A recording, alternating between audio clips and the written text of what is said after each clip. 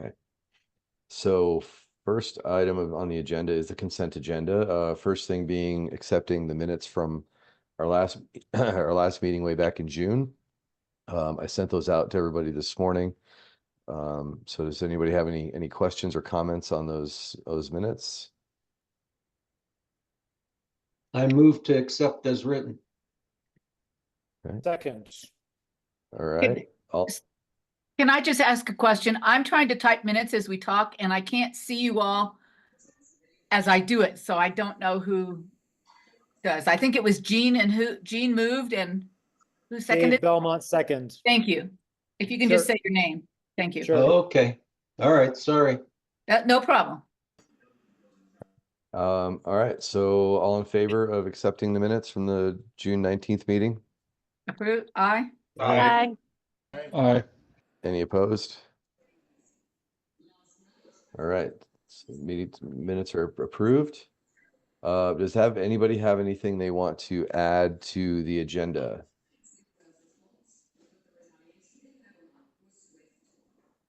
All right, I'm gonna say that's a no. Does anybody have anything they just generally want to bring up? Any remarks? Any comments? Anything you want to talk about outside of what's on the agenda? I visited the restoration project at Foose's Reservoir, and I guess they're making good progress. They got all the muck out of the bottom, and they're sieving all the rocks out to put back in the stream bed. So I talked to the guy that seems to be the project manager, and he didn't mind talking, and the dam at Garfield is going to be next. And then after that, probably in 2027, they're going to take out the dam at the power plant. So if anybody wants to go up to see it, you just have to park a little further than you used to park, and you can walk up. And I was wondering if we wanted to get this project manager or somebody else to talk about that, taking out the 3 dam projects. Like as a speaker at a chapter meeting? Yeah, Yeah, I like that idea. I mean, it's a big deal. This guy says Excel is paying over 6 million to do the Foose's Dam project. Oh, Did you get a name for him, Jean? No, I didn't. But I can go back. I think he's there I'm guessing he's there all the time. He just stands on the road and kind of greets people as they're walking by, make sure that they don't get into trouble. yeah, that's a good idea. We'll look into that. So should I approach this guy and see if he's interested in giving a talk next year? Sure. Okay. Yeah. I don't think we have anything for January I don't think we have anything period next at this year. point. So All right, I'll go back and talk to him. awesome. Okay, thanks. All right, so upcoming meetings and events. I guess I didn't fill this bit out. So the big one is the year in review meeting, which is sometime in November. Isn't have the it? date? Isn't it November 14th? That Let me sounds look. right. Sorry, I missed that part on the yeah, November 14th. And that will be at the Poncha Town Hall, and we'll talk a little more about that later on in the agenda here. So and then obviously December board meeting, date TBD. And then January meeting will be in BV, date and location TBD. And on and on. So we got some work to do on getting those chapter meetings for the early part of the year set up, but we'll get there. Anybody have any thoughts or comments? Any ideas on some besides Gene's about potential guest speakers? or if I'm you guys going want to a to. conference at the end of the month, and I can see if there's anybody semi-local that would be willing to travel to us and chat with us. Okay. Yeah. What's the conference? It's called BeaverCon. Nice. Yeah. I've heard great things about BeaverCon, Bianca. If you know anybody who's going to be there, please let me know, because I didn't know I was going until yesterday. So Cool. I'll ask around and see if I know anyone. Should we have someone should we have Nathan Ward come and give a presentation about what's been happening with that group? With UAWP? Yeah, Yeah, we could do that.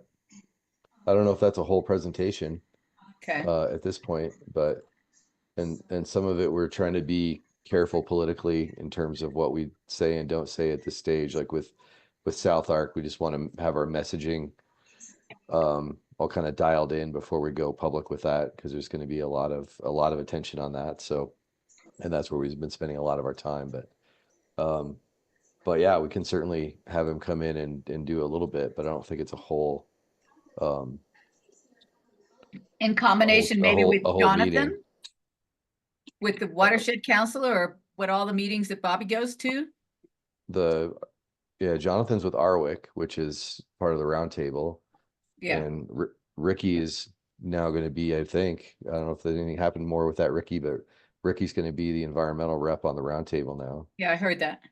Yeah. I have to go on next week on October 19th and garner their support. And if they support me, then I'll be the environmental rep. So that's what needs to happen. So Okay.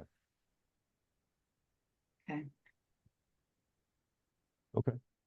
Well, let's move on then to new business.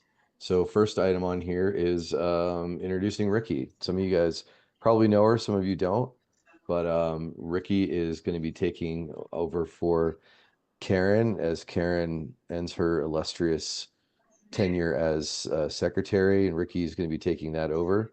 So Ricky, would you want to give a quick intro of yourself? sure. So I don't know if you guys read the newsletter, but that was kind of an intro. So I've been back in town since last September, so it's kind of cool that after a year back in town, I am kind of growing my groups and my I don't know what to say here. So yeah, I do a lot of river restoration work. I've done river restoration work probably for the last 12 or so years, 12 plus years. I love it, and I'm one of those weirdos that would do it for free just because I love it so much. So here I am. Awesome. Great. We got together for an hour or so yesterday and went through all this exciting work that she gets to do with ours, which all of you are going to do way better on next year, because she'll get this updated spreadsheet to you there. So she'll be good. Great. Well, the next item on here is just discussing responsibilities, and this is something I just want to throw out for you guys to think about. Did that change to the spreadsheet? Are you guys seeing the spreadsheet now? Are you still looking at the agenda? All right. So this is our, from last year, this is our committee's spreadsheet. This is in the Google Drive. So I'd love for you guys to take a look at this. And what I wanted to talk about was we had some programming that just kind of didn't happen this year, just for I'm not sure exactly why it all didn't happen, but like our adult education programs were just a non-event this year. Nothing ended up happening there. We didn't have any social events like we typically would have. You had And Moonlight. Moonlight, we did Moonlight, but we typically would do, we'd like last year we did we had the thing at River Runners, and we've done things at Eddie Line before, and we've done a variety of things and barbecues and things like that, and just sort of none of that stuff happened. And so I'd really like everybody to kind of think about what you can and cannot commit to doing, and see if we can get some folks to just kind of take those on. Like Brian Ward has been kind of traveling nonstop since he sold out of Moonlight. So he was chairing that adult education committee and kind of spearheading that stuff. And with him out of town, it didn't nobody else kind of picked up the torch, and he didn't end up getting those trying to get that torch passed. And so I understand all of that, but I'd like to see if we can get the leadership of the committees next year situated so that we can make sure that stuff happens. Because the things that were happening that have happened historically in the chapter a lot of them didn't happen this year. So I don't want to really there's no blame to be put anywhere. It just is what it is. And I just would like everybody to kind of think about how we can sort of delegate those duties in the coming year. And we'll talk about it in more detail at the next meeting, which is once we've got our new slate officially elected, we'll be talking about kind of reallocating people to these committees. And so just think about what you are passionate about in terms of these different things. Like I said, this is on the Google Drive, and we'll see. Maybe there's some stuff that we just decide as a group to scale back on so that we can concentrate on others. But I don't want to have all these committees out here and have them, some of them not doing anything. It's kind of, we may as well not have them and just kind of refine and focus our energies on what we want to do. So also, Chris, it's important to note that you don't have to be a board member to head up a committee. That's a great point. And You so know, if anybody, and so I don't know if Dan's going to do 4th of July Derby again, or if Jeremy will come back for the BB Derby, and if Gene will keep doing his awesome job with vets, or he probably, if not, has a how-to-do list. Flag gals have done adult fly fishing for a long time. They could probably head up the adult ed one with the way they've done it. yeah, those are great points, Karen. And that's definitely something I want to do, is try to recruit people outside of the board. So Right. but I'm going to need everybody's help with that. And like Flag Gals, that was something I had thought about is bringing some of those folks in and getting them more involved potentially in the adult education and potentially in veterans and stuff. So I talked to Gene because I was scared that, our veterans program is awesome. I'm super proud of it. And that's all Gene, or a lot of it's Gene anyway. I shouldn't say that. A lot of people deserve credit there. But he promised me that he was gonna keep doing that. So Great. I'm putting it in the minutes. okay. Oh well then. Now you're dialed in, Gene. You're stuck. Okay. Thank you so much for all that. Yeah, I would just advocate, I think a goal for this coming year should be getting members more involved with the volunteering or organizing of these events. It just seems unsustainable to try to have the board members be in charge of everything. So that would be my input. I totally agree with you. Yeah, I do too. So be thinking about people that you know within the chapter, or even people who aren't in the chapter that we can recruit to the chapter who want to do this stuff. And that can help that, because it's been our volunteer pool has been shrinking, and we need to expand it again. I can't remember if the last survey that we did of members, if it asked for their skills or committee preferences, if they would like to participate in that. Because I know you can do some stuff anonymously, but I think you can also put your name on it. And I know Tom Polka has helped do those surveys in the past, but it might be something that we look at. So with our League of Women Voters, they do that when they sign up as a membership and say, these are my interest in programs, these are my skills, what I could help with, committees I might be on. So I have to add into this. Okay. So we've done a little bit of that in terms of like just putting out general calls for volunteers on hey Scott, Hey, on sorry guys. like in the newsletter when we have upcoming things and email blasts, but we haven't had great response for that. So I think maybe like a a direct in-person ask is always more effective It than is. an anonymous email. It's easy to ignore an email. It's harder to ignore somebody who's asking you directly. So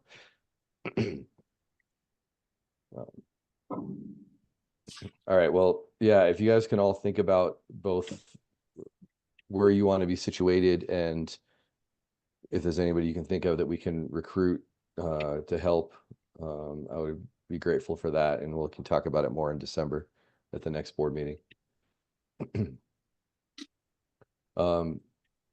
So the next item on here is one that came up when I was talking with Bob Hamill. Bob's driving. He was going to try to dial in, but hasn't happened. So I can kind of talk about this.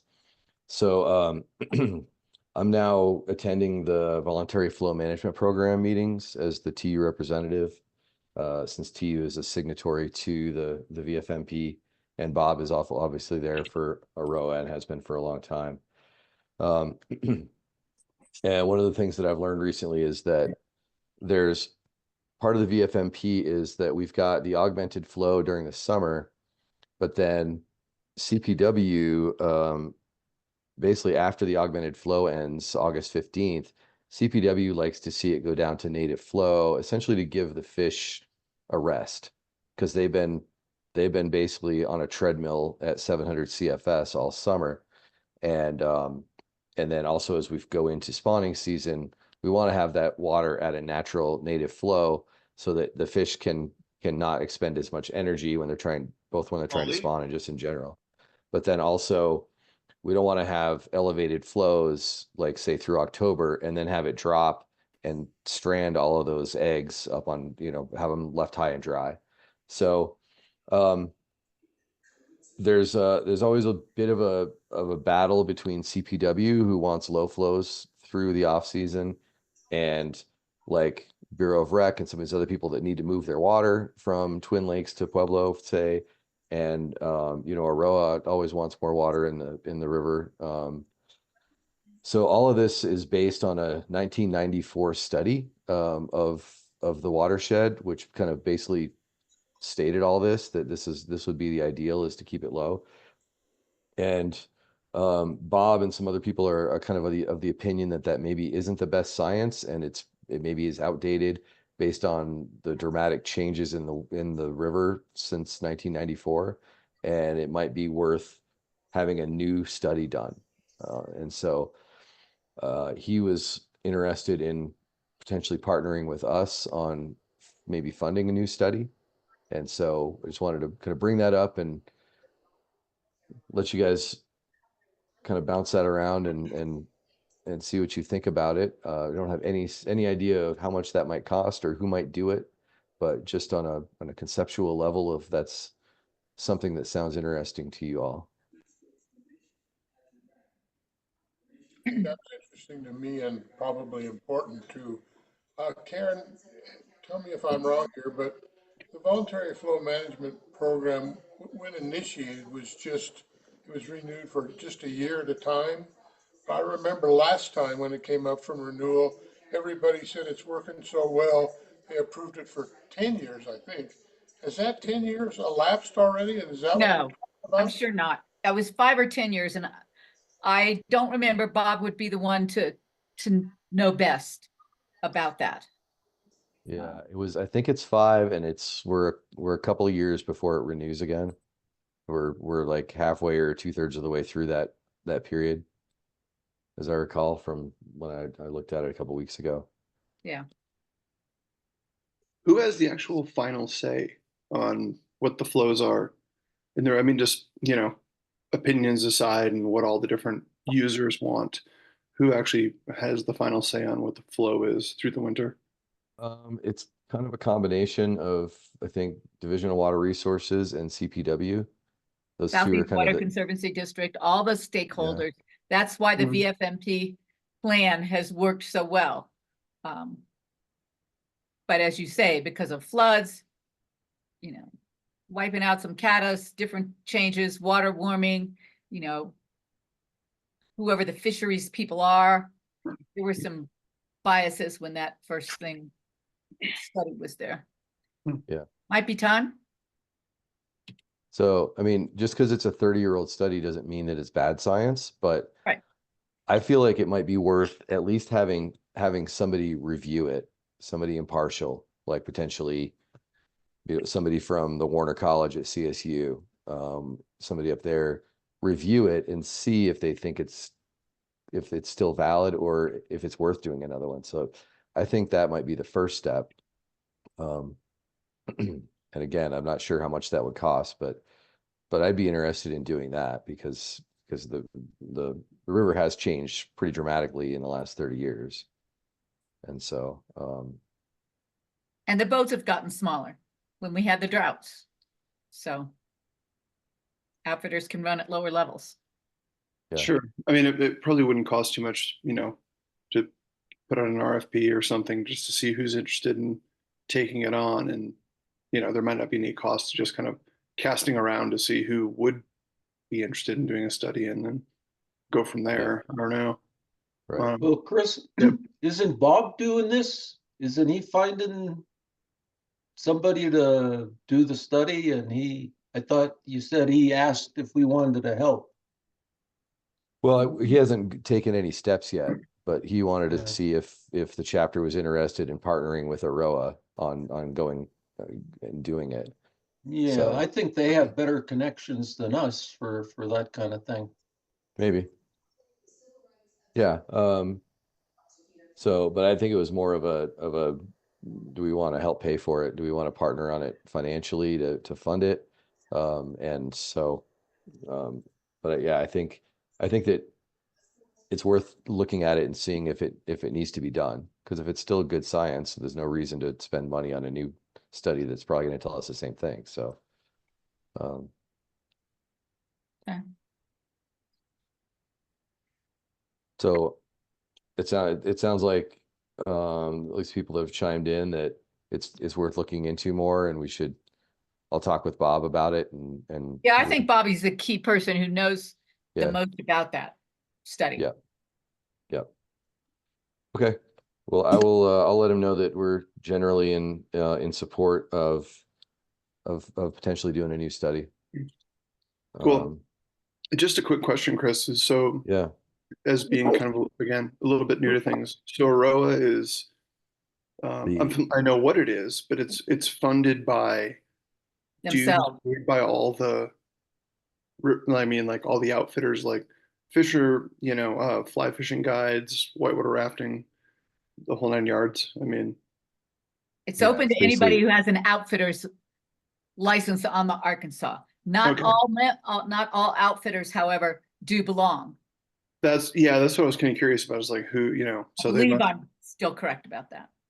okay, So some fly fishing outfitters belong, some do not.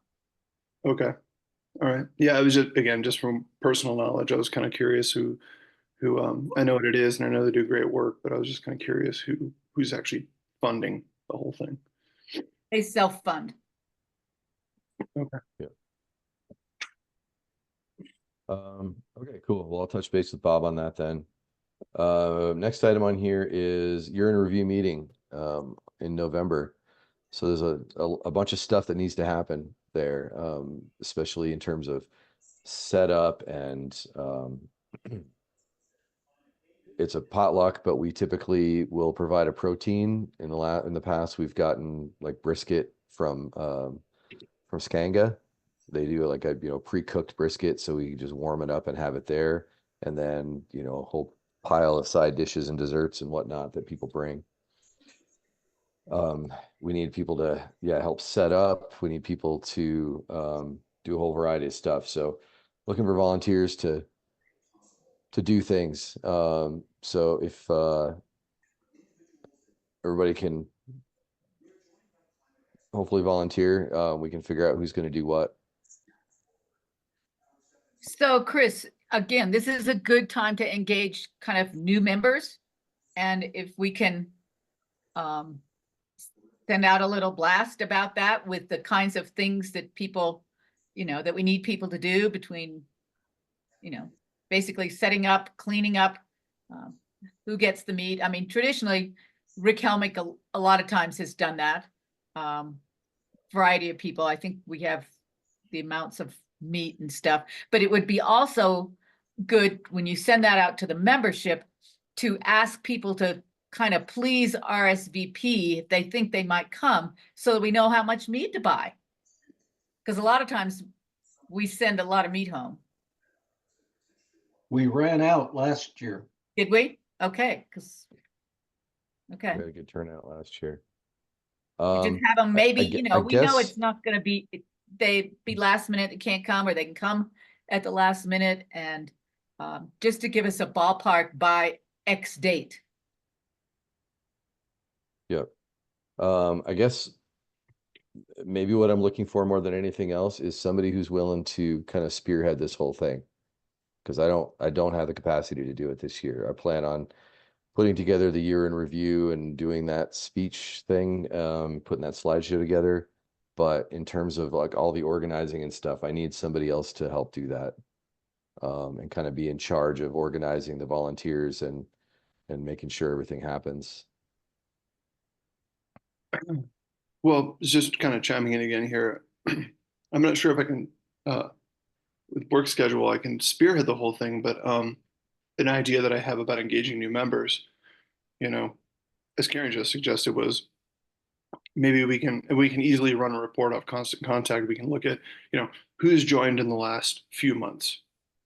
Or, we can target people with an email. It doesn't have to be a blast through Constant Contact. It can just be like an actual, straight up email to whatever the 20 people that have joined recently, and just try to engage them. I don't know if that would be helpful, or At least a personal invite for them to come see what sure, we're. something like, hey, here's what year in it. I'm happy to write it, here, hey, every year we do a year in review. Here's what it is. It's a great recap of the year's events, and so on and so forth. It's a great chance to kind of meet people, and because we didn't have a mixer this spring, kind of frame it as something like that. It's a great mixer, come and meet everybody, and so on and so forth. So I'm happy to kind of do that side of things, with a kind of, we could do everybody in the last year if we wanted to. I could work with Tom Arnett, and we could make sure that we get all the people that have joined in the last year, so he does the membership committee, he sends the reports, so we can do that. So yeah, that's what I could offer, in terms of. Yeah. Chris, is Tom not going to update the slideshow Well, if we send him the stuff? I did it last year. He did the slideshow, like the one that runs before. Tom Palka did that one. Tom Arnott, I thought, did the slides. No, I did it last year. He'd done it did? before that, but he had also done the presentation. I did the slides last year. And that's fine. I can do it. Well, we can But that's- ask him if we send him the PowerPoint, and if he'd just do the updates for you, unless you want to do it. I'm kind of writing the thing as I do the slides, so Okay. they kind of go together, doing the presentation that way. But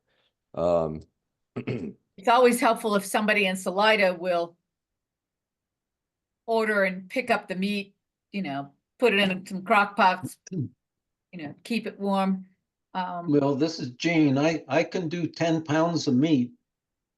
That's what comes in a box. You have to buy it in 10-pound aliquots. And I can touch base it's with really Rick. unappetizing when it comes out of the package. So Yeah. you have to cook it a bit. So after you cook it a bit, you're probably down closer to 9 pounds of meat. Because Okay. there's a lot of fat that comes off.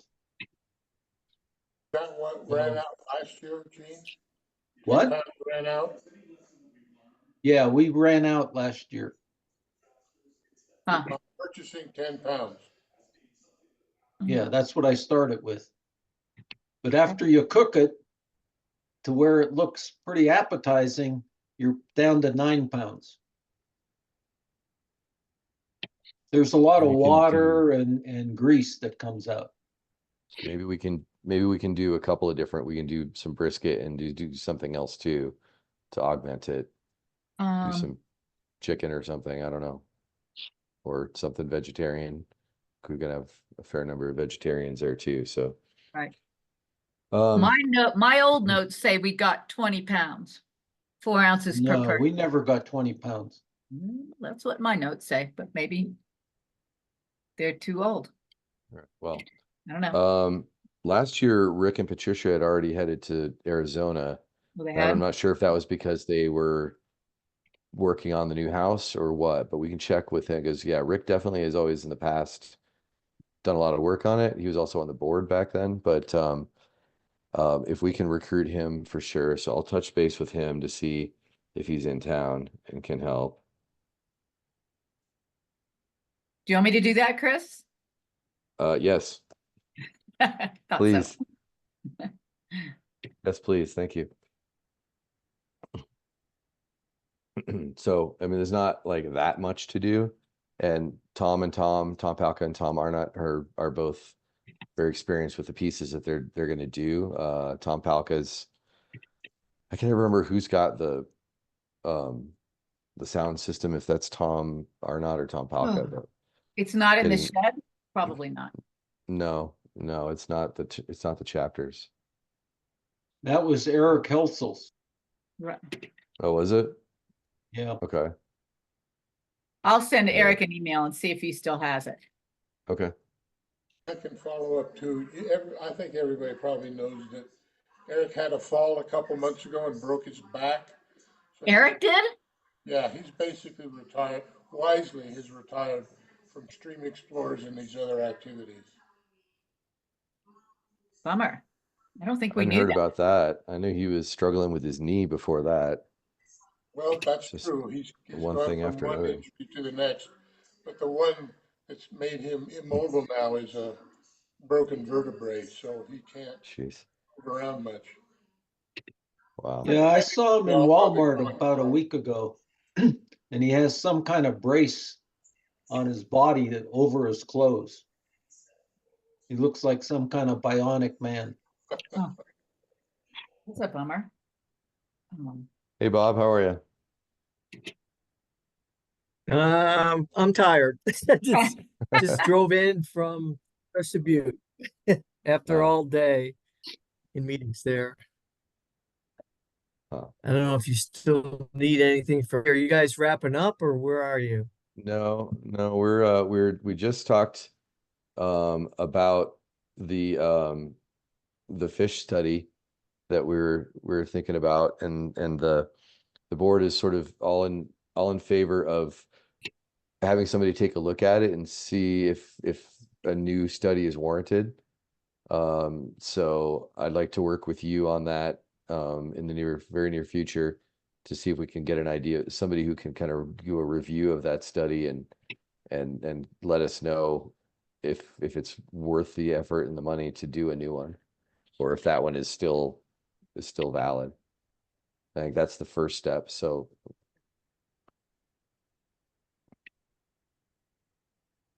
did you want to, I did you guess have what I some, would look for really would be support from you, but I'm still gonna um pursue it with those guys. And one of the things I did on this C9 Summit meeting is we did a hatchery tour, Roaring Judy hatchery, and the guy Jeff, I forgot his last name, who's head of the hatcheries of all of Colorado, was there, and I talked to him a little bit about this, and he said definitely pursuing it the right way by making sure that we start with Paul Fouts and Alex Townsend. I mean, no is going to be worth anything if we don't have their support and their lead in it. No matter if we got like you and I talked, Chris, about CSU or grad student or somebody else doing something.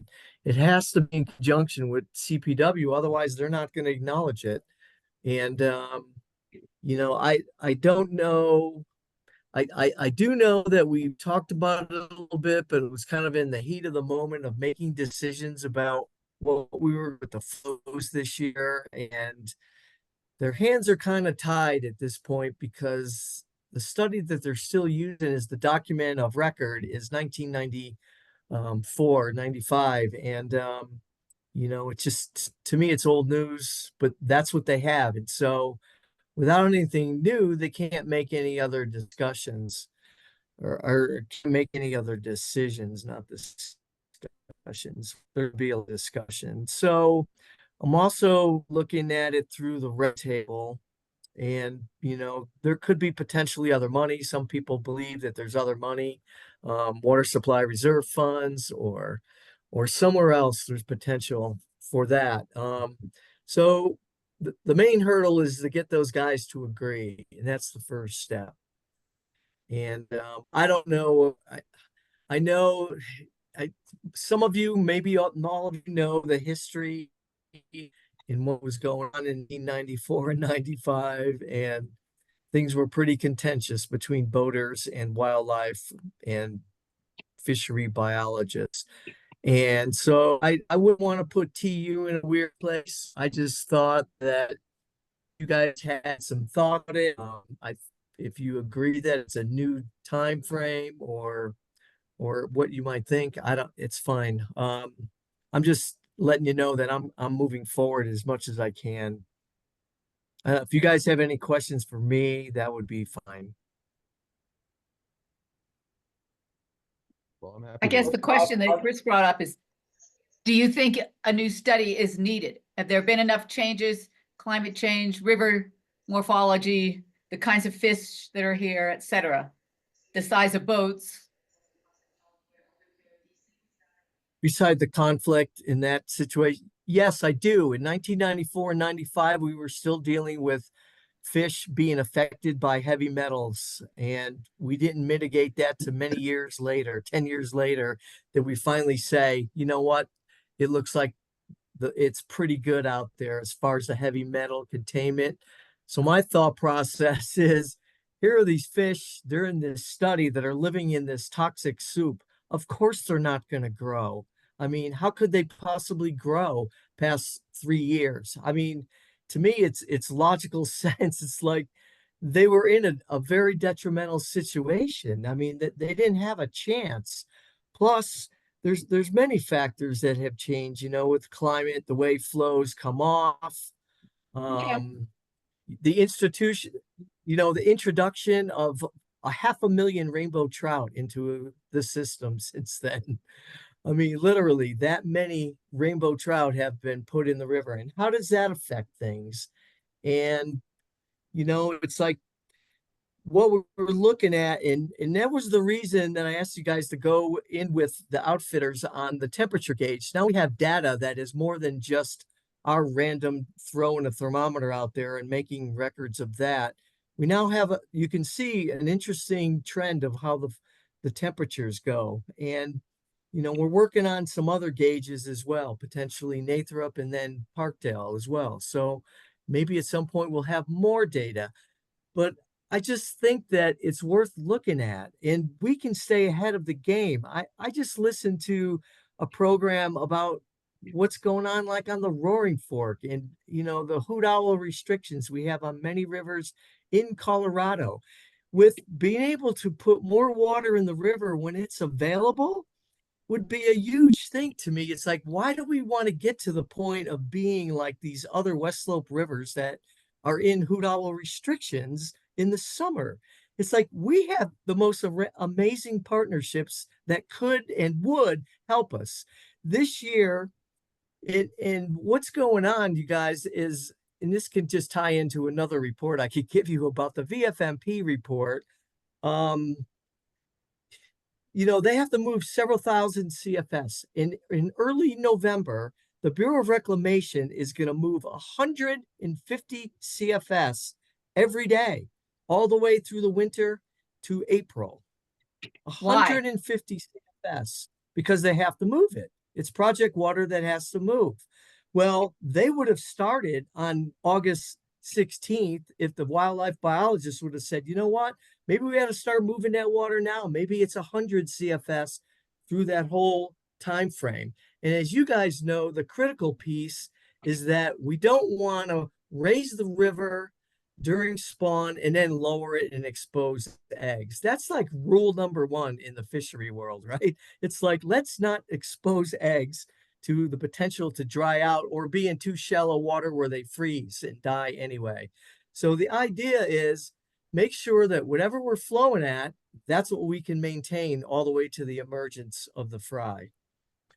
And it's like, here was this situation this year where, yes, to me, it would have benefited the boating community, including float fishing, if we had another 100 or 150 in the end of August. It's not the biggest of deals in the boating community, but it does help. My goal is to look at it from the fishery standpoint. It's like, how does it not make sense to put water in the river that, even though the other thing we'd have to prove is that putting water in the river actually does keep it cooler, just because volume takes longer to heat up and cool down. There are some things that need to be proven scientifically for them to buy off on. But that's how I'm looking at it. And if you guys disagree, that's fine. I just think, I don't know. Do you guys have thoughts on any of this? Hey, this is Gene. I mean, I'm open. Is the quality Yeah, of the Gene, I water see ya. that we get from the frying pan better than the native flow water quality? I don't think it's any different. I don't think that it's detrimental. I don't think, as far as like what it potentially contains, I think what you Yeah, put it in the you were talking reservoir, about heavy anything might metals settle and out, silt. I don't know about the chemistry and the chemical makeup that you're maybe referring to, but obviously there's no silt because it settles out in the reservoirs. And yeah. it's clean and it's cold and it's colder, but it does heat up. And the rule, or the guideline in that old document, is that it doesn't matter if we release water out of the reservoirs, it's not going to cool off enough to affect fish favorably downstream. But I wonder if you look at it by just a volumetric standard of, there's this much water, it takes this much heat to come up and then cool down at night. And I'm not a scientist and I'm not an engineer, but it seems to me when you have more water, it takes longer for it to heat up and it takes longer for it to cool down. If you get the cool downs in the evening that you get in August, and it potentially could be hot and it could get hotter with climate change. And that's a factor that I would consider too. So, I mean, your point, I don't know the answer to the chemical makeup of the water, Gene. Anybody have thoughts on that? Um, I don't necessarily have thoughts on that, Bob, but I wanted to tie back into something you said about, so it's been in the conversation to put a temp gauge at Nathrop as well as just your standard discharging gauge height and everything, or that's been because Yeah. the more And what temperature that's gauges from, we have on the river at different points is going to help the whole scheme. I mean, I think that was the point of Wellsville, right? To start gathering data. So, yeah. Well, here's the thing with the temperature gauge. There's a federal program, a priority stream gauge program. And to be honest, I don't know if this flood situation in the east is going to take precedent where they're going to want to put more gauges on some of those rivers. That was my first thought process. When I saw those floods, it's like, as a warning sign, being able to have these that can trigger warnings and things like that of a rising stream bed. But our gauges are in the list, in the loop, but it's a legislative decision at the federal level to do that. Now, you know how long that might take. And but anyway, you're correct. And you guys have been around, there's a big difference between temps in Browns Canyon than there is in Parkdale. I mean, it's 5, and sometimes it could be 10 degrees difference in Canyon City to Buena Vista. I mean, there's no doubt. I mean, that's just a given. Anybody who boats experiences that. If you fish and you take temps, you know that. So when we have a Wellsville gauge and it says 67, it's probably 68 or 69 in Parkdale, and it's probably 65 or 64 at Nathrop. Would you guys agree with that have taken temps over the years? I've been taking temps all summer, and yeah, I would definitely agree with that because fishing up around Granite, in August, it was like, 62 or something Sometimes you go. maybe a little bit warmer depending on the time of day. So it's a big difference. So that's why I'm saying, the gauges. But I mean, the Wellsville gauge, I mean, I guess all things considered, from what I remember, wasn't a huge cost to put that on No, there. was it, It wasn't what from the was it, government, was it? It was from No, we it did was it. Aroa Arkansas and River Outfitters TU and yeah. TU. We split it. Huh. Okay. Okay. So I'd be happy to sit in a meeting with you and Paul and Alex and start that conversation. I think that, to be clear, I think the chapter is interested in having the best science used to make these decisions. And so, the first step, I think, is getting CPW's buy-in on it as to whether there's a new study is warranted and whether they'll support a new study. But then, yeah, finding out what it's going to take, what it's going to be involved, what the cost is. But I think that the chapter, I think I'm speaking for everybody here, but if you disagree, please speak up, that we're interested in being a part of that. And if, better science means a better fishery, basically. So Yeah. And I'd be up for that, and I'll try to arrange that. Go ahead, Karen. yeah, if CPW says, oh, we'd love to, but we're, overworked anyway, if there is funding other places, or in part with them, there's always third parties could do that. You could contract Polisky, who knows how to do it. right. Or someone else. Yeah. Hey, Bob, Someone else, please. Okay, that's what I thought you were going to say. hey, Bob, I'm pretty compelled Yes, by your Mark. arguments. I'm far from an expert in this, but everything you say intuitively makes a lot of sense. I mean, the rationale definitely hangs together. Is there a way to see, is the old study available online, or could you send it? I could. Did I send it to you, Chris? You did. You did. I haven't had a chance to look at it, but you did send it to me. You we have can- you have a better list. I don't think I have a list of everybody that's on this call, but I can put it on why don't you look at it, see if you have it, send it put it on out, the you guys Google look Drive. at it. Yeah, I'll put it on. It's a 30-something page document. Yeah. And for those of you that were around in that era, Karen especially, read the first paragraph, read the opening, and you will see what the intent was the whole time. It was to make sure they proved that flows after August 16th were really bad for the fish, and we cannot have this going on. And it was definitely put down to the boating community. Things were in a very heated battle for you guys that were not around. And Keith, you were around. Some of you guys know what that was like. And there are just different With people. TU. There are different people. Yeah, with TU. And so that's why I said, it's like, I'm not putting pressure on TU. I'm just telling you, I'm doing it. I'm going to push as far as I can by myself, but to have TU with us and all of us wanting to just have the best science and say, maybe it is time to look at something that's 30 years old. If you guys are in agreement, then we should look at that. I just think the fishery is different. I mean, I've fished, I don't know how many in these 30 years, I've fished 3,000 days. I mean, you guys know it's just so different. It's so healthy right now. And I don't know. I just can't think that water is bad for fish, given we weren't dealing with hoot owl restrictions in 1994 like we are now in the West. I mean, it is crippling places like Montana, and you guys know, some of you fish there. You hear the reports, and it's not just the activity in that time frame. The fishery is actually being hammered by the heat in those places. And now it's like, why do I want to go to Montana? I can only fish for 4 hours in the morning, and I have to go sit at the lodge. I mean, what is that? Do we want that on the Arkansas? I don't think so. Just trying to protect the fishery. This is not about boating. And that's why if I have TU is involved, it looks a little better to them, I think, than me with my undercurrent of representing outfitters, especially rafting outfitters. Remember, I represent guided float fishing folks that are definitely in favor of doing this. And, they get it. And So that's where we're at. Great, thanks. You That's bet. great information, Bob. Appreciate that.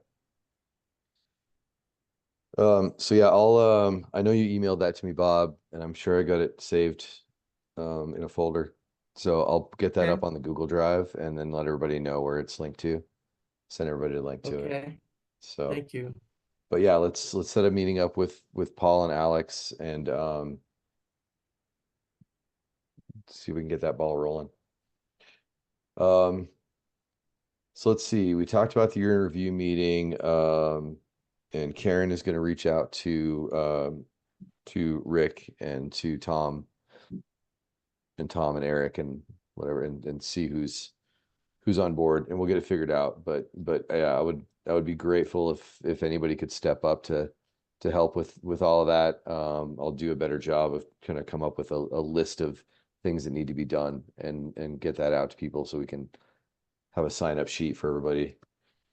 So the next thing we got going on here was potentially changing the typical date that we have our meetings. And this just comes up because the last several meetings we've had to move them because too many people had conflicts, and I'm trying to move them to another date, and other people had conflicts there. So our typical date is the second Wednesday of the month. Right. And I feel like a lot of groups do their meeting on the second Wednesday of the month. And so I just wanted to kind of get everybody's opinion on whether that was a good day that we should keep, or if it was a struggle for everybody to get here on that day, and maybe we change it to the second Tuesday or the third Saturday or whatever. I don't care. But if everybody likes second Wednesday, we keep it. If it's problematic for a lot of people, maybe we move it. It's gonna be I can make it usually, but if Ricky is coming from, do you live in Salida, Ricky? If she's gonna come on board on the round table, she's not gonna make it. I So is walk in the that door, turn it on, and I've done it. And sometimes I've driven to whenever we've done it live, but it's gonna be hard. so second Wednesday is the roundtable meeting in Pueblo? Yeah, Yeah. it is. Okay. All right. So would third Wednesday be better? And you could give us the reports for everybody? Yeah. The only reason this one was changed is next Wednesday is the county commissioner candidate panel, which we should all go to. Yeah. I typically can't do Wednesdays because I have class from about 3 to 7. So Okay. Okay.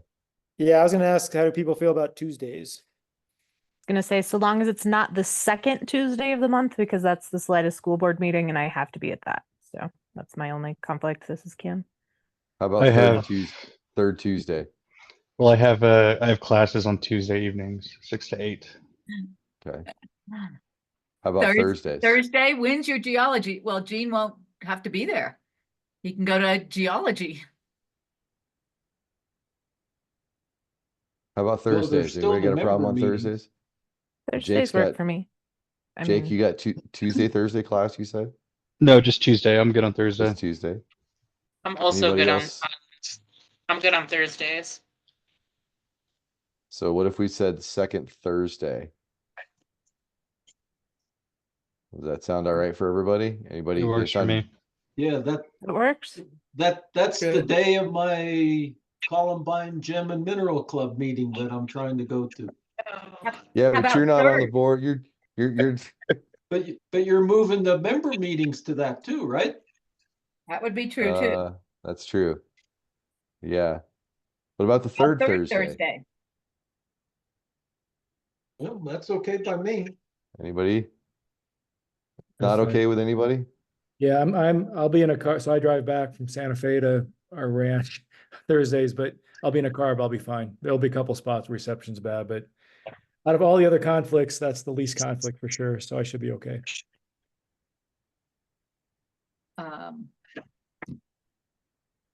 We have to officially vote on that, or can we just do that?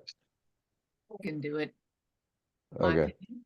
All right. Well, let's from here on out, let's work with third Thursday, and we'll see how it goes. Okay. So we'll start that with the December board meeting and the January chapter meeting. And we'll see how that goes. But then you need to reserve rooms like a year in advance or as far in advance as you can, so that we can actually meet on that day. Yeah. So what was your feeling about Columbine Manor? Because Gene, the problem is most places won't let you book them that far ahead. Buena Vista Community Center won't. It was $25 at Columbine Manor. Fine. Yeah. It was all right. Down How there. far in advance can you book the Poncha City Hall? That's a lot more expensive It's a now. lot more expensive. It's like $100 Oh. now. How much? Like $100. $100. Oh, they doubled it. Yeah. And Yeah, BV, Sangre de Cristo is going to be closed until January, I think. Yeah. They're totally And they're remodeling. only, maybe they're 3 months out or something. Yeah. I'll look. We'll just do it in my garage like everything else. The large meeting room at the Salida Public Library is free. Only till 7 o'clock. Yeah, I was gonna And you say have to that pay a staff member. time is an issue. Yes. Um, And last time we were gonna have Michelle's meeting there, but they couldn't get any staff who was willing to stay till 8 o'clock. That's a nice room. Well, let's keep thinking. We have some time. I was gonna say, do we have a record of how many people we anticipate most meetings? I'd Like say how many- 40 is usually the most. It's usually Okay. closer to 15 to 30, wouldn't y'all say? Yeah. I mean, I have a record. Okay, just curious. I mean, I kind of have a space in How Nathrop about that the might be better than Chris's CPW? garage, but Oh, yeah. Never You been guys, in my remember garage. My we've garage met is with pretty dope. CPW staffs? yeah, nothing against your garage, Chris. I just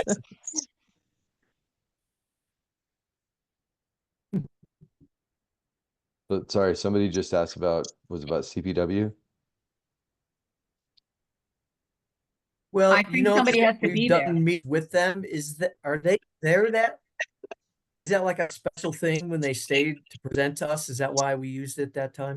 Yeah, that last one we did, it was because Sean was doing the presentation, and so that's why Okay. we were there. All But right. I think it's typically closed at 5. Yeah. And it's really small. Yeah. Um, Yeah, we'll keep thinking about it. But Kim, you said there's a place in Nathrop that maybe would be usable. Our fly well, tying. and that's in Karen. I was gonna say, Karen, you've been in the space for the fly tying. And it's one of those like we could move things around. It needs a deep cleaning, and some of those things, but it's in Nathrop. It's potentially available. It's nothing fancy, but it's a space. So, You have and I don't. is there a TV in there? There is, isn't there? There is a TV, yeah, and it's one of those like if we needed to make adjustments with it, it's family owned, so flexible. So if we, you know what I mean, like needed to figure out something, we could, but it's a possibility. Okay. How many people will fit in there? That's a great question. We have 30 for all the holidays. But it's set up right now more kind of couch style. Like we've got a couple of couches and stuff, but we could definitely move in chairs or depending on needs or expected head count. I mean, it's a flexible space. I don't know if anyone else on the call tonight has been in there. I know Karen has. But it's potentially available. So Okay. All right. Well, we'll put it on the list of maybe not at the top of the list just to save you from having to deal with it, but we'll keep it's it a great in reason mind. to get it cleaned up and it's Yeah, sometimes it would motivating to work. have company, right? You could even bring a beer. Yeah, you could have a beer. Yeah. Well, that's So a great reason. typically, Michelle's was the biggest one. Say that again, Karen. Sorry. I said typically this year it's been 16 has been the low, and I think Okay. we had 42 at Michelle's meeting. Yeah. Yeah. It Yeah. definitely And that's depends, obviously, on the presenter. yeah, You the can kind of topic, all the predict, things. you can predict Um, what that's going to be. yeah, but it's nice. I mean, it's that like it's a Nathrop kind of midway for everyone. Again, I like it's motivating like when company comes over, right? Like you have to clean up all the things. It's good Yeah. motivation to get things organized. So Yeah. Yeah. definitely on the list. I just yeah. Okay. All right. Well, if other people notice another space, I know there's a couple of things happening in BV that might come online that might be options. So yeah, just keep in the back of your head as you're wandering around. If you see a space that maybe we could use, we're always looking for something. I can talk to some folks at the library. I don't know how Nope. well anybody knows folks at the library, but I have a couple of connections there. I've been doing some talks there on Sundays. So I may be able to like garner a favor and get some folks to stay late, maybe, if you want me to check into it. I think it's all gonna depend on the dates. We gotta figure out the BV. Yeah, that's true. Yeah. The The next The date is going to be Congregational March. Church in Buena Vista charges 20 or $25, and they have a good setup, and you can put a lot of people in there. Okay. We've not done that one there since I've been up here, so Yeah. we haven't gone to them, but that might be good for January. Give it a try. Okay, well, let's move on. Next item, I just wanted to throw out to everybody the rendezvous and just reiterate that everybody is welcome to go to that. I mean, always. Everybody's always welcome to go. I go as obviously as a representative of the chapter for the board meeting part. And last year Kim went with me. This year Ricky's going with me. But anybody else who has not been before, I really like that tradition, and we put into the budget this year, and I'd like to see again enough money for two of us to go. And so if anybody else has interest in going, the idea behind it really is to kind of bring those people in who want to move to the executive board and you know, to really take the reins of leadership of the chapter above and beyond the board. But you know, even being on the board, going to this thing, you get a feeling of how the state council operates, how, and it's a great chance to meet people from other chapters and see what they're doing and how they're doing it. There's a lot of great panel discussions about everything from chapter administration to projects and how to fund them and how to do them, so on. So Yeah, no, I it's always if I come, can real fast, Chris, I did get to go last year and it's really awesome because you do get to meet other folks from other chapters, kind of get a feel for what they're doing at what other groups are working on. Some great panelists and speakers. And I think it's really I found it inspiring in that like kind of that bigger Picture. Colorado TU piece, right, in terms of what they're working on. Really leaning into that nonpartisan, you know, how do we come together as partners and work towards common goals was really amazing. And then a social piece, like there's a bunch of people that just go to talk to other people who like to fish. They're like they're not there for any of the leadership pieces necessarily, but they're just there to meet other TU members from across the state. So it was just a really neat opportunity. Unfortunately, I can't go this year. And was actually kind of hoping I could just to make those connections. So highly recommend it for everyone, but great opportunity. So come away really inspired and energized to keep doing what we're doing. So kind of the model is that the chapter would pay for somebody to go the first time they go, for that, you know, that second person. So just keep that in mind for next year. I just wanted to, since we were just talking about it and getting everything booked, I just wanted to reiterate that you know, everybody's welcome to go. Obviously, anybody who wants to go this year, the chapter wouldn't fund it, but we'd love to have anybody. So so that's all I wanted to do on that.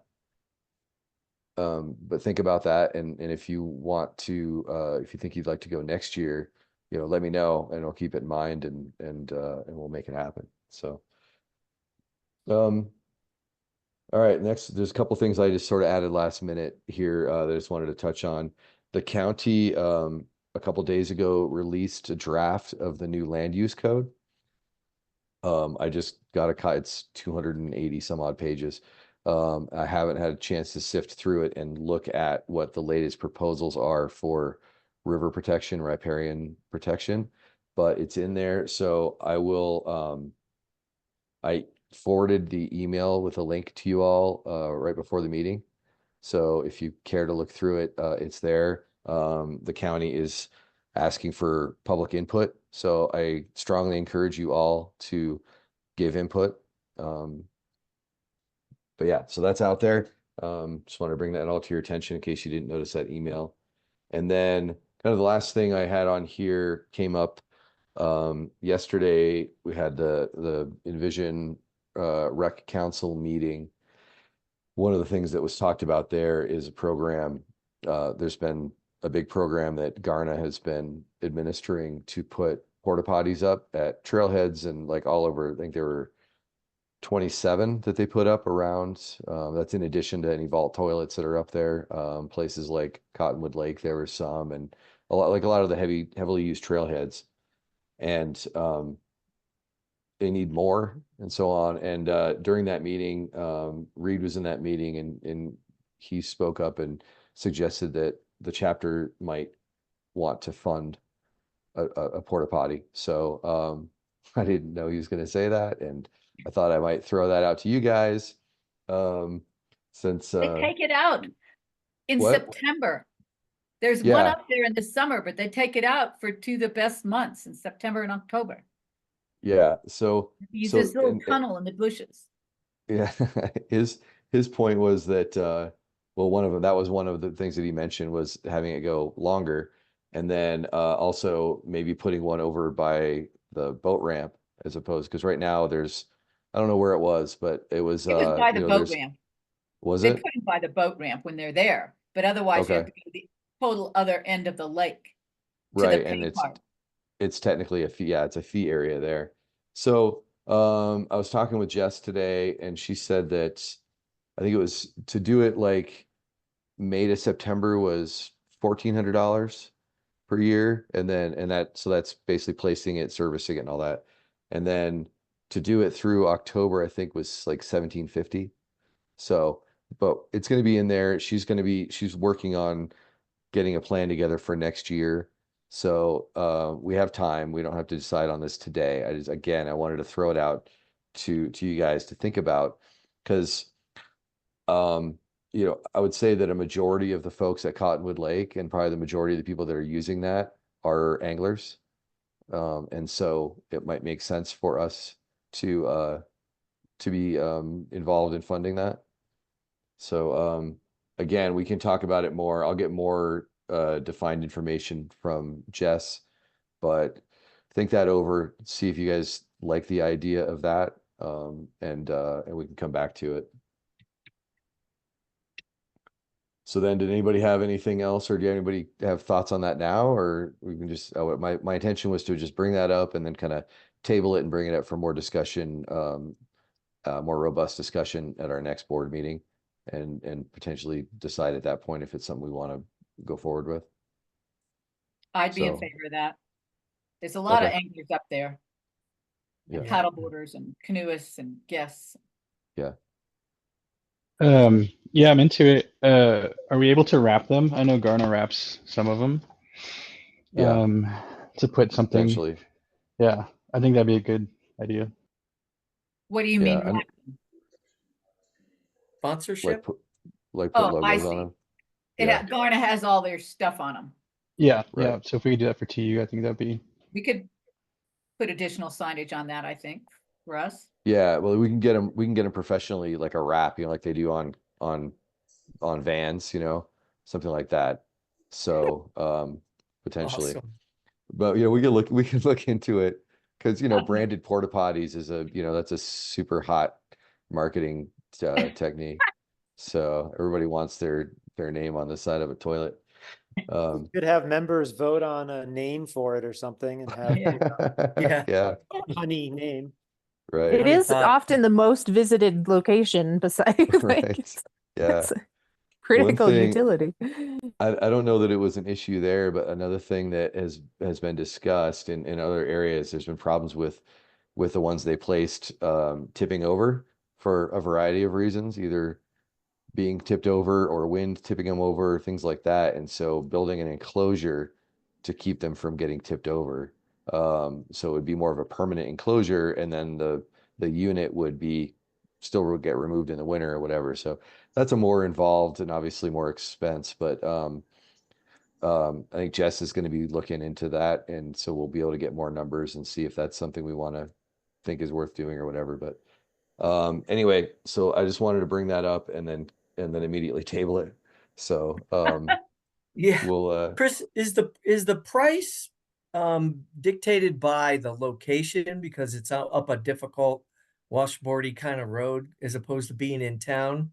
Because the price sounds really high. We used to rent them and they were like 75, $80 a month. And I know they would go up since then, but that's like triple. yeah, I don't know the answer to that, but I can find out. But they had two up there, so maybe that's what she was referring to. It was It could both. be. Yeah. Yeah, I don't know. I'll get all that information. I know Jess Okay, is that's different too. Okay. yeah, Jess is just starting to work on they're kind of closing down the program for this year, so she's just getting started on planning for next year, and figuring out the budgeting and all that stuff. So yeah.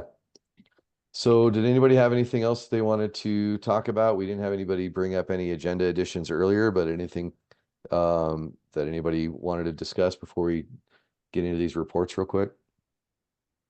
I'm going to say something about the land use code. I did look at it today with the idea of seeing what the setbacks were from wetlands and rivers and streams, which seemed to be in line with what I've heard all along and adequate. But I was amazed, as long as we've been waiting for this code, there's a whole bunch of fill in the blanks. I mean, they didn't even have a definition for water course defined yet. So I was a little amazed that this is the review copy. It's not even close to being a full They said draft. those fill in the blanks should be there in a few days, is what I was told. Good. Okay. Good to know. And you can make comments online. Yeah, that the email that I sent you had a link to basically like the parent page, which had you can go and read it, and there's also a link on that page to do your comments, to put in comments. So all right, well, if everybody's okay, then we'll move on to the reports. And the first was the Stream Explorers report from Keith. And Keith, did you send that to everybody? Did I send it to everybody? Did I forget to do I that? sent it to a pretty long list, all the board members, Okay. plus Don't Okay. recall getting that. Stream Explorers. It's also, Scott was real efficient in getting it on the newsletter. So I'm not going to repeat too much of that. I think the success was a second year in a row where we've dealt with over 300 participants, which I think is really good to do. You're talking total education participants, not stream explorers. Right, total education, the field Right. trips, and everything that we do as youth education, which is expanding from previous years. It's a lot more extensive than just Stream Explorers. But I guess, and you guys, if anybody read it yet, my report's really a plea for more participation. I mean, we've been talking about it all night tonight, but I think the regular participants, I can count on one hand of the people that show up and really help out with all our youth education stuff. And I think we've had pretty good success, but we need more bodies. It's easy. We have written materials for all the sessions. You don't have to be experienced in anything except probably for the fly tying session. It's kind of self-taught, self-guided, and it's really fun being outside with these kids. They really have a good time.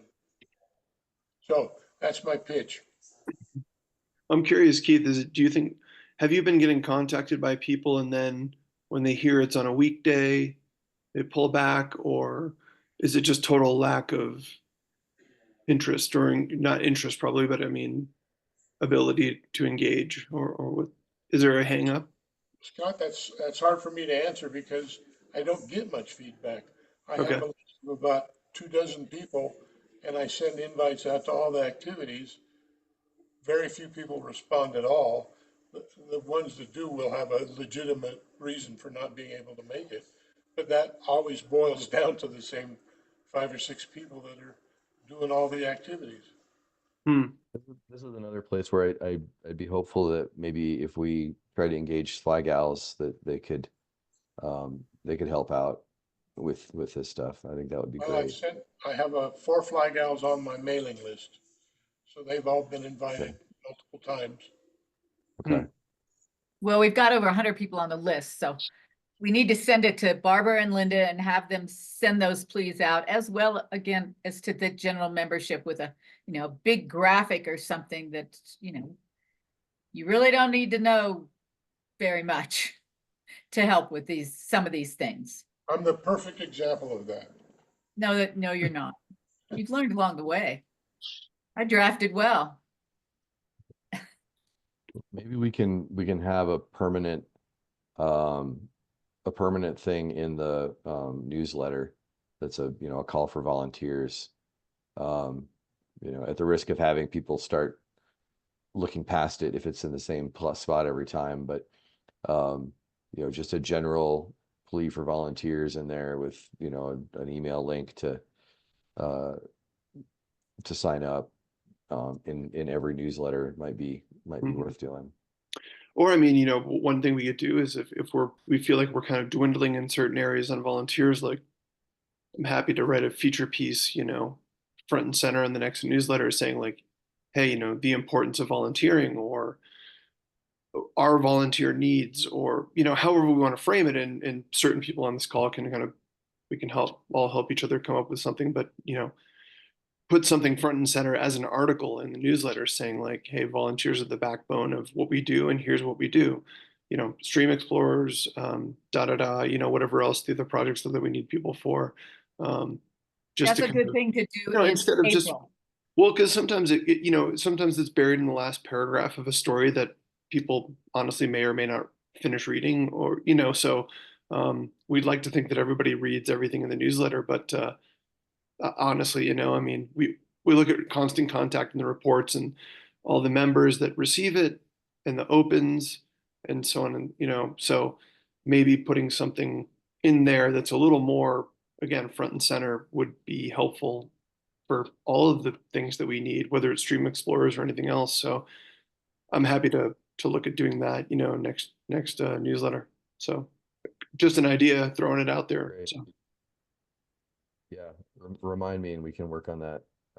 yeah, Figuring out it maybe might get a little more quick. traction if it's kind of like in people's face, like, hey, this is a volunteer organization, and yes, you're a member, and we rely on dues and everything else, but let's, here are our local needs for people that have time off during the week or whatever else, because I think that may be something that's holding a lot of people back, myself included. Often, I'd love to do the Stream Explorers, but and Keith, I get your emails, and they're awesome. I would love to do that stuff, and get more kids into it, but oftentimes it's the Monday to Friday thing that's holding me back. So um, could be a solution. Yeah, all you people with those pesky jobs just really kill me. God, I wish I was retired. I really do. So, but I'm making a note down here, and we'll see if we can put our heads together and get some kind of like a volunteers, call to action type thing going on, just to drive the punt home, So Great. All right, so the VFMP meeting was yesterday. I went, it was the first one I've gone to, so I was just sort of trying to get my bearings there. Bob, are you able to give a real quick recap? You mentioned the 150 CFS coming mid-November. Was there other stuff that was said that was of import that I missed? That was the major thing.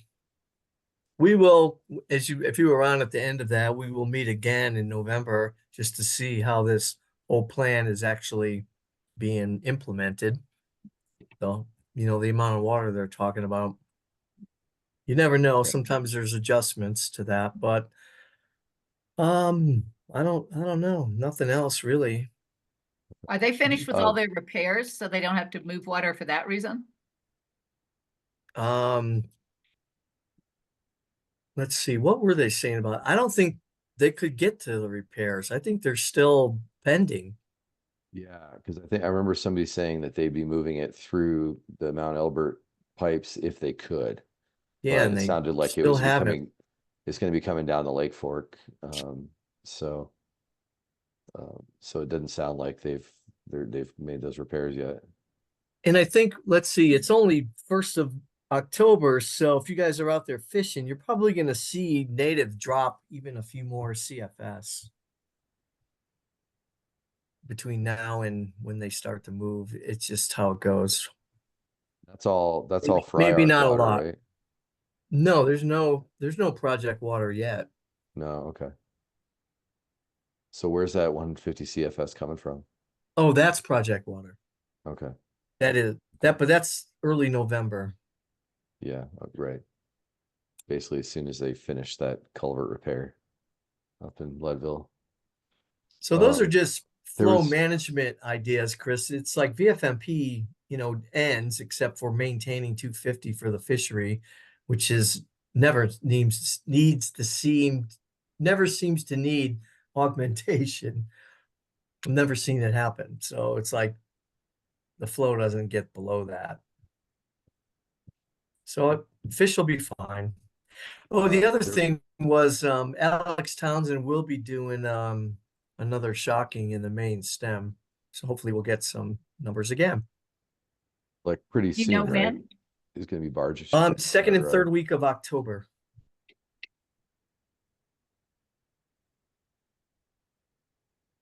but that's all their staff because they're doing that from the boats. That's not Yeah, it's from boats. Mhm. yeah. So that's all CPW. There's no volunteer opportunities there.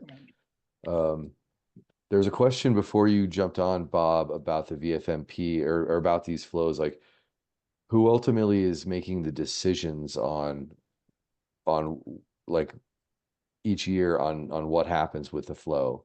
Is it um like who's involved in making those decisions? Like we're a signatory try to limit it, but we don't have a voice in the decision making process.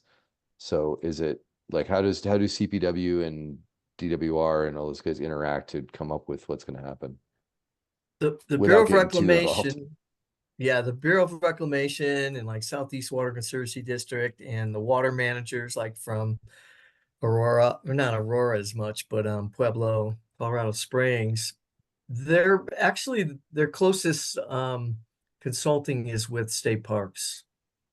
And so Tom Waters, being the park manager, has a lot to say about it in the boating component of July 1st to August 15th. And then Paul, he piggybacks with Paul Fouts, who may or may not make some recommendations early season and late season. So it is about those guys. We can, like, as you know, I've given them some feedback and stuff, but it's like I was telling you, they will do whatever those guys agree upon. It's like if they said, yeah, you got water to move, and if Paul Fouts says, yeah, go ahead and move it on August 16th because you have it, they would do it. And they try to, what they want is they don't want arguments between the CPW factors. They don't want parks fighting with fishery biologists. It's like been there, done that. They're not interested in that anymore, ever. It's like whatever you guys come together and tell us what you need, we'll try to accommodate that. So basically, in this winter, we're monitoring the snowpack and there's making guesstimates all along. The average is like 59,000 acre feet that they will move over. And for us, I mean, if you guys can think in acre feet, that's fine. I think in CFS. So I divide that number in half and I think about how much water is there actually to deal with. And if we do have it, then it would move in that time frame. 2 out of the last 3 years, not this year, the 2 previous years, Pueblo moved 6,000 acre feet in the VFMP timeframe. They didn't have to, but it helped to make the whole plan work and have enough water to hit the target at 700 CFS.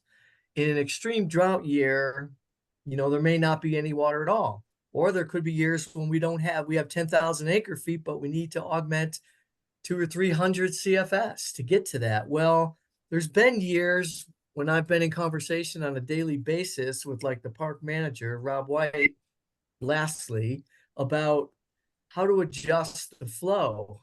Sometimes our target has been 600, 575, changing it by 10 CFS in an extreme year, that potentially happens. But those are the guys who make the call. We're the signatories and we can have our input. But obviously TU is well represented by the fishery biologists, I would say. Wouldn't you guys say who've been around? I mean, they tend to. I mean, sometimes we'll have a different idea because of the boating component, but it tends to be in alignment. We want to support the fishery as well. And, the fishery guys will kind of stay out of the July 1st to the August 15th timeframe. They don't have a lot to say. Thanks. Does that answer your question?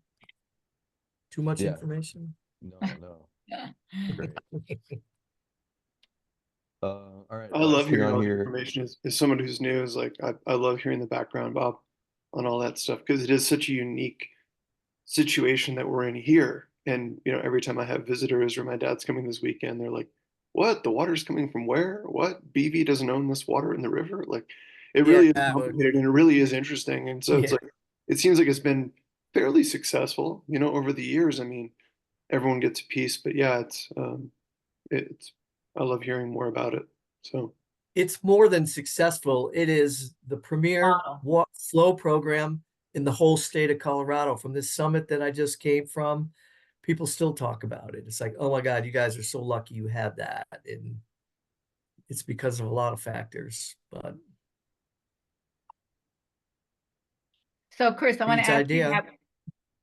before you go to your next report, Chris, is Rendezvous doing their project show off boards with the posters and stuff?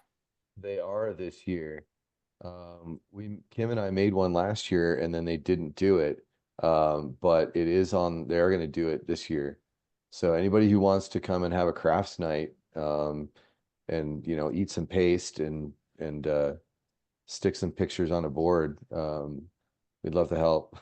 Are you doing one for Monarch Park? Well, we're going to do one for like everything we did this year so we'll do, I thought they wanted like one project. no, I mean, it's kind of whatever you want, but it's like, what did you guys do? What did you do on your summer vacation? And so, we'll have a thing with, youth education and conservation and community engagement. So we'll talk about healing waters, what we do there, and stream explorers and that stuff. And then what we did with Monarch Park and South Park and so on. So we'll have all that stuff on it. Well, call me if you need to paste. I can do that stuff. Okay. Tell me where All to right. put it. I have Yeah. no design.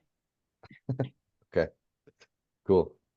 All right, so the last thing on here was project updates. I sent out a quick outline earlier today of kind of where we're at, but I can sort of recap it. Monarch Park, as you all know, the fishing dock went in August. There's still, I don't know if it was rain or what was going on, but all the work at the Monarch Park campground has kind of been delayed, as these things do. And so they've decided to delay the final earthwork at the pond to basically upgrade the parking and the trail. So like the last step in the whole project is going to get delayed until next spring. Fishing is fun. CPW was very accommodating in extending the deadline, the close date of our grant until like next September. It was this December. So So we're fine as far as that goes. So that unfortunately won't happen, won't be fully open this year, but it'll happen in the spring. South Arc, we put out the RFP a couple weeks ago, the request for proposals. We had the pre-bid meeting last week, which I think went really well. We had 7 firms, engineering firms, send representatives to do that to the meeting, and we did a site, like we walked the whole site basically. So that went really well. Today was the deadline for them to send us questions, and nobody sent questions, so I'm choosing to say that's a good sign. So but we're in that process. The goal is to have have uh our contractor selected by beginning of November and have them under contract by mid-November.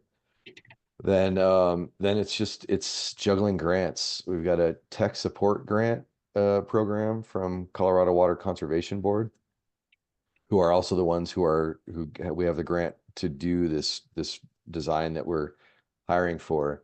The tech support grant, they basically will pay a consultant to write a big nasty federal grant application for us. I mean, with obviously a lot of input with us, but those Bureau of Reclamation Water Smart grant applications are a bear. And so these guys will essentially write that for us, and CWCB will pay 75%. We have 25% match, but well worth it. So we're working on that. We just had a meeting with them last week, and we're having another one next week with them to plan that process. And then the plan there is to go after, as I said, a Bureau of Rec Water Smart grant. We're thinking that the construction permitting and all that is going to be somewhere in the $3 million range for this project. We don't have design or cost estimates yet, so that's a very rough, educated guess that like Jason Willis has kind of given me based on some other projects he's got going on right now. But we're kind of in that realm. So we're going to have to come up with $500,000. I say we, not just the chapter, but the chapter and all of our partners. We're going to have to come up with somewhere between $500,000 and $750,000 in match for that grant. So that's going to be a lift, but CWCB is a great option for that. So yeah, South Arc is moving. It feels like it's moving fast right now. Like like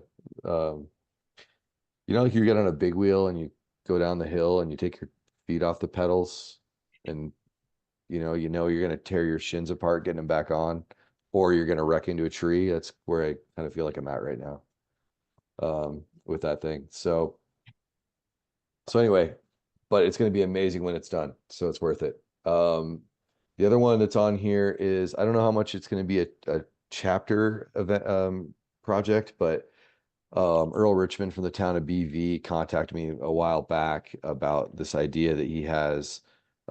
Basically, the town, there's the river park in town in BV, and then the town owns a similar distance of river upstream of that, basically from the boat ramp upstream, about the same amount of distance.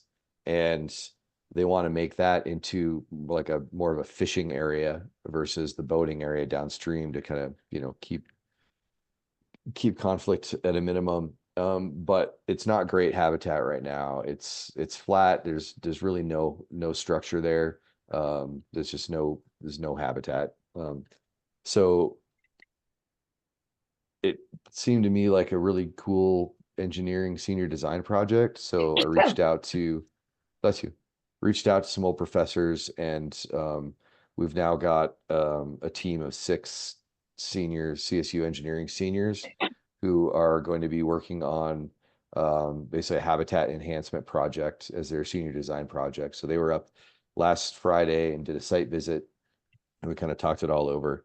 So the goal there is for them to give us some hydraulic modeling and some proposed structures, be it rocks and like point bars coming out and things like that, that will create habitat. Some basically velocity refuge is really the big thing. And also creating those point bars along the edge will create areas where boats can eddy out to wait in line to use the boat ramp, because there's really no place up there for that to happen. So it'll be dual use, but this senior design project will, I think, give us concept designs that we can go to public outreach and things, and then from there it'll go to, you know, a full-fledged design firm to flesh it out. So that's going to be somewhere down the road that the town is able to do that, but that's kind of where it's at right now. And so I think it's a chapter maybe be more involved when it gets to that point where it's getting closer to implementation. But I think it's fun to have the students working on it, and so I'll keep you posted on what's going on with that. Good. So does anybody have any questions, have anything else to talk about, or can we all go get some dinner? Well, I've already eaten, and now that you said that, I feel bad asking a question because everyone's probably already eaten off the call or whatever. But I was just wondering, just if we could get like a 30-second, okay, 60-second tops recap of like the South Arc original vision and the project and everything. It was like I've heard about it over the last year. I've seen the South Arc many times. I've driven by it.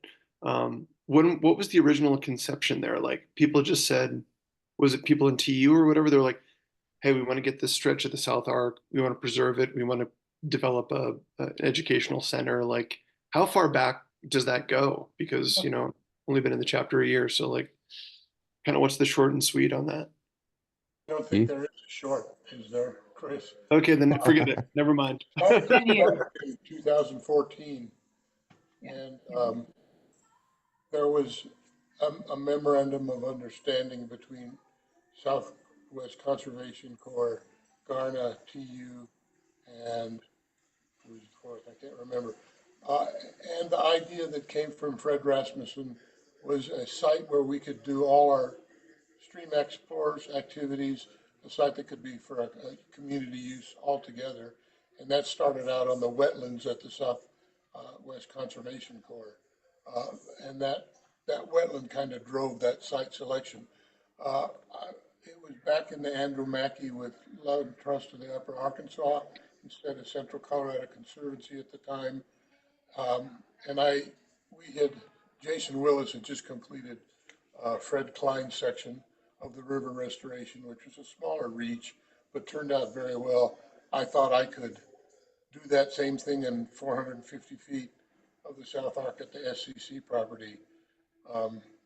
Andrew educated me that you can't do such small segments, so that kind of bled into the 1.2 mile stretch from County Road 107 to the confluence. Then a lot of smart people came on board and really gave some momentum.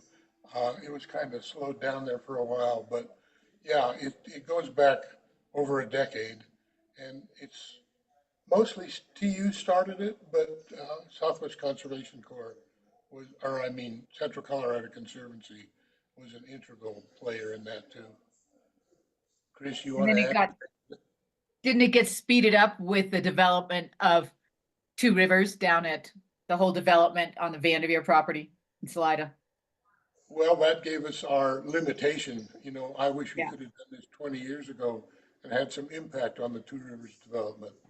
But that's just one piece of the 9 landowners that we're dealing with along the South Arkansas.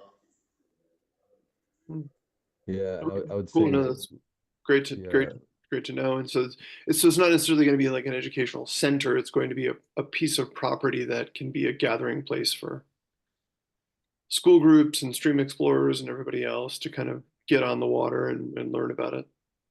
so Yeah, there's Ecosystems Learning Center is what it's called, the ELC.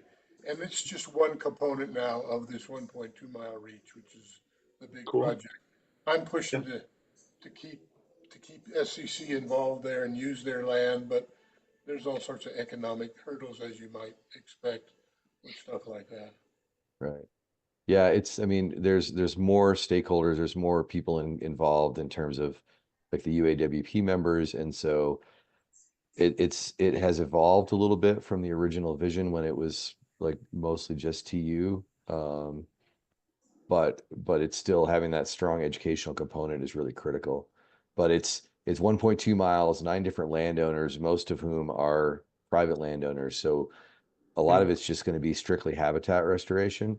But on the city of Salida property, that Vanderveer property, that's where we're going to have like the Ecosystems Learning Center, probably, as opposed to sited on SCC, only because if SCC ever sells that property, then we might be out of luck. And so if we can site it on city-owned property, then we know it's safe. But that's still like we're still trying to figure that out. What's the best approach there?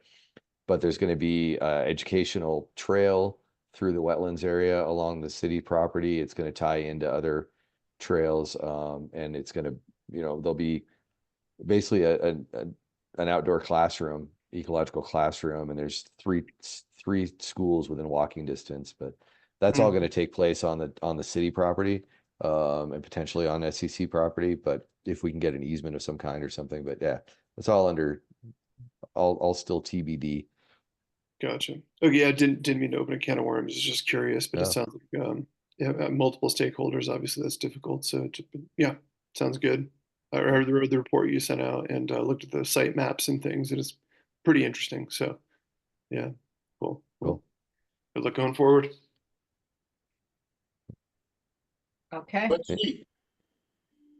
All right. If anybody has anything else, then let's adjourn the meeting. Thank you all for your time. And yeah, have a great night, and we'll see you soon. Thanks, everybody. Thanks, Mark. Yeah. Good to Good see you.